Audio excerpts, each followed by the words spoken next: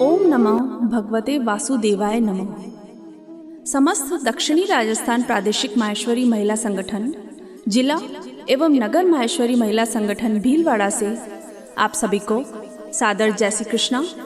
यह प्रश्न शायद सभी के मन में आया होगा कि कौन है हम, कहाँ से आए हैं और कहाँ को जाना है। अगर नहीं आया तो ये सोचने वाली बात है कि किस तरह की ज़िंदगी में हम उलझे हुए हैं। खुद के बारे में सोचने के लिए भी हमारे पास समय नहीं या इच्छा ही नहीं है। और अगर ये प्रश्न मन में आया है तो भगवत गीता में भगवान श्री कृष्ण इसी का उत्तर दे रहे हैं। अध्याय 15 पुरुषोत्तम योग का प्रारंभ करती हूँ। ओम श्री परमात्मने नमः। श्री भगवानुवाच ऊर्ध्वमूल मदशाखम अश्वत्थम प्राहुरव्ययम् छंदासी यस्य पर्णानि यस्तम वेद स वेदवित्। कृष्ण बता रहे हैं हमारा यह संसार एक अविनाशी वृक्ष है। ये ऐसा पेड़ है जिसकी जड़ें ऊपर की ओर तथा शाखाएं नीचे की ओर है तथा इस वृक्ष के पत्ते वैदिक स्रोत हैं तथा इस अविनाशी वृक्ष को जानता है वही वेदों का जानकार भी है। जड़ें ऊपर यानी परमात्मा ऊपर तथा शाखाएं अर्थात प्रकृति नीचे है। जिसने ये जान लिया उसने वेदों का ज्ञान प्राप्त कर लिया। जिसने ये नहीं जाना उसके लिए जन्म मृत्यु का चक्र चलता रहेगा। अधश्चोर्ध्वं प्रसिद्धास्तस्य शाखा।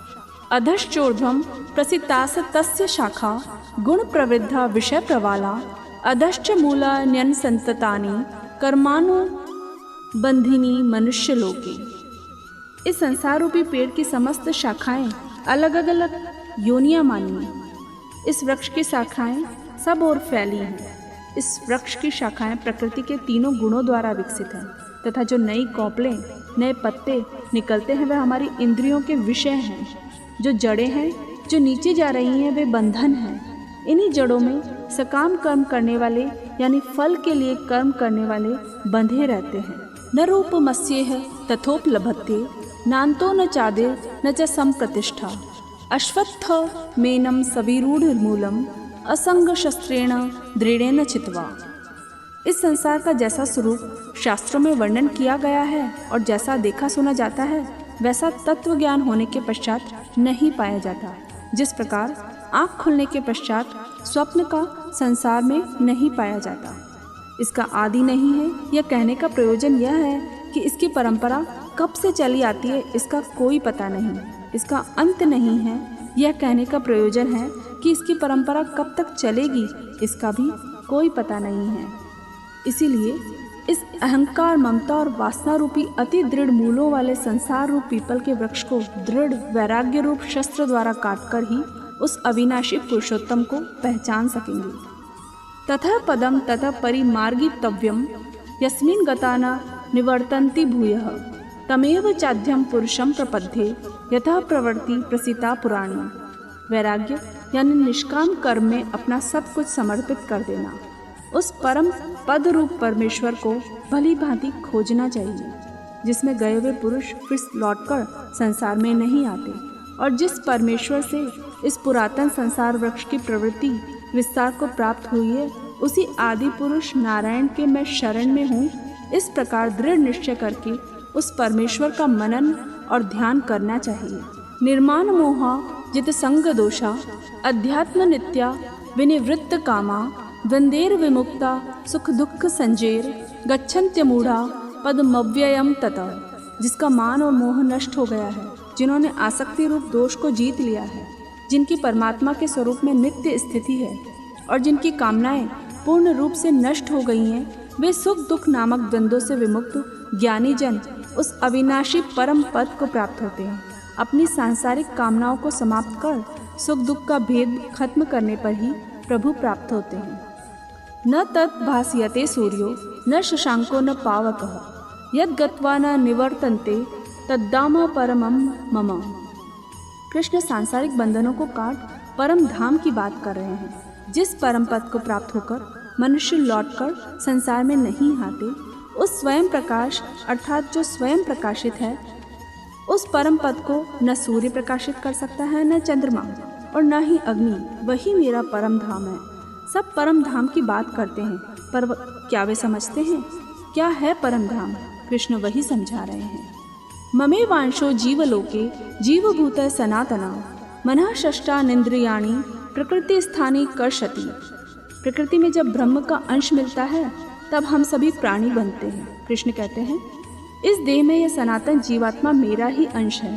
हर एक प्राणी में ब्रह्म है और वही इस प्रकृति में स्थित मन और पांचों इंद्रियों को आकर्षण करता है। जो प्रकृति के 3 गुण हमसे करवाते हैं हम वही करते हैं। शरीरम यद वाप्नोति यच्चाप्युत्क्रामतीश्वरः गृहीतेत्वानि संयाति वायुर्गंधा निवास्यात्। जिस प्रकार वायु एक स्थान की गंध अपने साथ दूसरे स्थान पर ले जाती है, उसी प्रकार आत्मा भी इस शरीर के संस्कार अगले शरीर तक ले जाती है। शरीर का जीवन खत्म होने पर आत्मा की दूसरे शरीर में जाना होता है, लेकिन दूसरे शरीर में जाने का आधार क्या होता है? आपके कर्म। 6 इंद्रियों के कार्यों के संस्कारों के आधार पर आत्मा एक शरीर से दूसरे शरीर में चली जाती है। जो भी आप करते हैं, सोचते हैं, उसका हिसाब किताब होता है। मृत्यु के समय यही हिसाब किताब आपकी आत्मा के साथ अगले शरीर में संस्कार की तरह जाते हैं। उत्क्रामंतम स्थितम वापि भुंजानम वा गुणान्वितम विमूढ़ानानु पश्यन्ति ज्ञान चक्षुषः। शरीर को छोड़कर जाते हुए अथवा शरीर में स्थित हुए अथवा विषयों को भोगते हुए इस प्रकार तीनों गुणों से युक्त हुए अज्ञानी जन नहीं जानते। केवल ज्ञान रूप नेत्रों वाले विवेकशील ज्ञानी ही तत्व से जानते हैं। ऐसे मूर्ख जो गीता या ज्ञान को बोरिंग बताकर उससे बचते हैं, ऐसे लोगों से बचना चाहिए। यतंतो योगिंश्चैनम पश्यन्त्यात्म न्यवस्थितम यतंतोप्यकृतात्मानो नैनम पश्यन्त्यचेतसः। यत्न करने वाले योगीजन भी अपने हृदय में स्थित इस आत्मा को तत्व से जानते हैं, किंतु जिन्होंने अपने अंतःकरण को शुद्ध नहीं किया है, ऐसे अज्ञानी जन तो यत्न करते रहने पर भी इस आत्मा को नहीं जानते। अपने मन, शरीर व बुद्धि को दृढ़ करके ही आत्मा को जान पाएंगे। यदादित्य गतम तेजो जगत भास्यतेखिलम यच्चंद्रमसि यच्चाग्नो तत्तेजो विधि मामकम। कृष्ण कहते हैं, हे अर्जुन, सूर्य में स्थित जो तेज संपूर्ण जगत को प्रकाशित करता है तथा जो तेज चंद्रमा में है और जो अग्नि में है, उसको तू मेरा ही तेज जान। कृष्ण कह रहे हैं, ज्योतिर्मय प्रकाश जो दिख रहा है वह स्वयं कृष्ण ही है। गामा विश्व च भूतानि धारयाम्यह मोजसा पुष्णामि चोषधि सर्वा सोमो भूत्वा रसात्मकः। हम सभी कृष्ण के संकल्प का परिणाम है। उसी की शक्ति की वजह से प्राणियों में सांस का आना जाना है। कृष्ण कहते हैं, मैं ही पृथ्वी में प्रवेश करके अपनी शक्ति से सब भूतों को धारण करता हूँ और रस स्वरूप अर्थात अमृतमय चंद्रमा होकर संपूर्ण औषधियों को अर्थात वनस्पतियों को पुष्ट करता हूँ। अहम वैश्वानरो भूत्वा प्राणिनाम देहमाश्रितम प्राणापान समायुक्तः पंचाम्यन्नम चतुर्विधम। अन्न हमारा आधार है। अन्न को 4 प्रकार का बताया गया है, चबाने वाले, पीने वाले, चाटने वाले और चूसने वाले। कृष्ण कहते हैं कि मैं ही पाचन अग्नि के रूप में समस्त प्राणियों के शरीर में स्थित रहता हूँ। वह अग्नि जो हमारे अन्न को पचाकर हमें शक्ति देती है, ये अग्नि कृष्ण ही है। इससे पहले कृष्ण ने कहा था कि आपको ज्योति दिखती है, उसका प्रकाश भी कृष्ण ही है।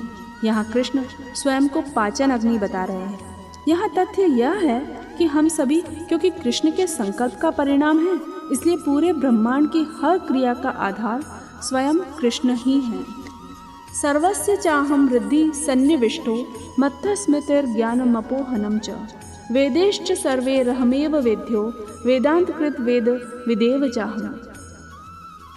हमारे अंतःकरण में जो आत्मा है वह कृष्ण ही है। कृष्ण कह रहे हैं, मैं ही सब प्राणियों के हृदय में अंतर्यामी रूप से स्थित हूँ तथा मुझसे ही स्मृति, ज्ञान और अपोहन होता है और सब वेदों द्वारा मैं ही जानने के योग्य हूँ तथा वेदांत का कर्ता और वेदों को जानने वाला भी मैं ही हूँ। द्वामिमो पुरुषो लोके शरश्चाक्षर एव च शरः सर्वाणि भूतानि कूटस्थोक्षर उच्यते। इस संसार में नाशवान और अविनाशी भी ये 2 प्रकार के पुरुष हैं। इनमें संपूर्ण भूत प्राणियों के शरीर तो नाशवान और जीवात्मा अविनाशी कही जाती है, अर्थात शरीर नाशवान है और आत्मा अविनाशी अर्थात अमर है, उसी ब्रह्म का अंश है। उत्तमः पुरुषस्त्वन्यः परमात्मेत्युदाहृतः यो लोके त्रयमाविश्य बिभर्त्यव्यय ईश्वरः। इन दोनों में से उत्तम पुरुष तो अन्य ही है, जो तीनों लोकों में प्रवेश करके सबका धारण पोषण करता है एवं अविनाशी परमेश्वर और परमात्मा ही है। यस्मात्क्षरमतीतो हम अक्षरादपि चोत्तमः अतोस्मि लोके वेदे च प्रथितः पुरुषोत्तमः। क्योंकि मैं नाशवान जड़वर क्षेत्र से सर्वथा अतीत हूँ और अविनाशी जीवात्मा से भी उत्तम हूँ, इसलिए लोक में और वेद में भी पुरुषोत्तम नाम से प्रसिद्ध हूँ। यह उत्तम से अर्थ है वह अविनाशी जो तीनों लोकों में प्राण शक्ति को धरता है, जो हम सब में है और हम सब के बाहर भी है। यो मामेवं सम्मूढ़ो जानाति पुरुषोत्तमम् यह सर्वविद भजति माम सर्वभावेन भारत। भारत, जो ज्ञानी पुरुष मुझको इस प्रकार तत्व से पुरुषोत्तम जानते हैं, वह सर्वज्ञ पुरुष सब प्रकार से निरंतर मुझ वासुदेव परमेश्वर को ही भजते हैं। यह भजने का अर्थ है स्वयं की प्रकृति, आत्मा व परमात्मा को समझना। जिसको आप जानते नहीं उसे आप प्राप्त कैसे करेंगे? भगवान को समझेंगे तभी तो उसकी प्राप्ति के लिए प्रयत्न करेंगे। यह प्रयत्न ही भक्ति है और ये उसी के लिए संभव है जो अपने और परमात्मा के स्वरूप को समझता है। इति गुह्य तमं शास्त्रम इदं मुक्तं मया नघ एतद् बुद्ध्वा बुद्धिमान् स्यात् कृतकृत्यश्च च भारत। हे निष्पाप अर्जुन, इस प्रकार यह अति रहस्ययुक्त गोपनीय शास्त्र मेरे द्वारा कहा गया, इसको तत्व से जानकर मनुष्य ज्ञानवान और कृतार्थ हो जाता है और उसके सारे प्रयत्न पूर्ण हो जाते हैं। यह अर्जुन की दुविधा थी, जिसकी वजह से पुरुषोत्तम श्री कृष्ण गीता ज्ञान देने की आवश्यकता पड़ी और हमें यह ज्ञान प्राप्त हो सका। यह अति गोपनीय इसलिए भी है कि इसको जानने के लिए किसी को पूरे वेद और सारे शास्त्र पढ़ने पड़ते हैं। ओम तत्सदिति श्रीमद्भगवद्गीतासु उपनिषत्सु ब्रह्म विद्यायाम योगशास्त्रे श्रीकृष्णार्जुन संवादे पुरुषोत्तम योगो नाम पंचदशो अध्याय। श्री कृष्णार्पणमस्तु। पुरुषोत्तम योग अध्याय में पुरुषोत्तम कौन है, क्या है, यह बताया गया। साथ ही यह भी बताया कि इसे जान लेंगे तो फिर कुछ और जानने की आवश्यकता नहीं होगी। यहीं विराम देती हूँ अपनी वाणी को। इसी के साथ पश्चिमांचल उपाध्यक्ष ममताजी मोदानी, दक्षिणी राजस्थान प्रदेश अध्यक्ष कुंतल जी तोष्णीवाल, प्रदेश मंत्री अनिला जी अजमेरा, जिला अध्यक्ष सीमा जी कोकटा, जिला मंत्री प्रीति जी लोहिया, नगर अध्यक्ष भारती जी बायती के साथ मैं नगर मंत्री रीना डाड, सुधा चांडक के साथ आप सभी से आज्ञा चाहती हूँ। जय श्री कृष्णा।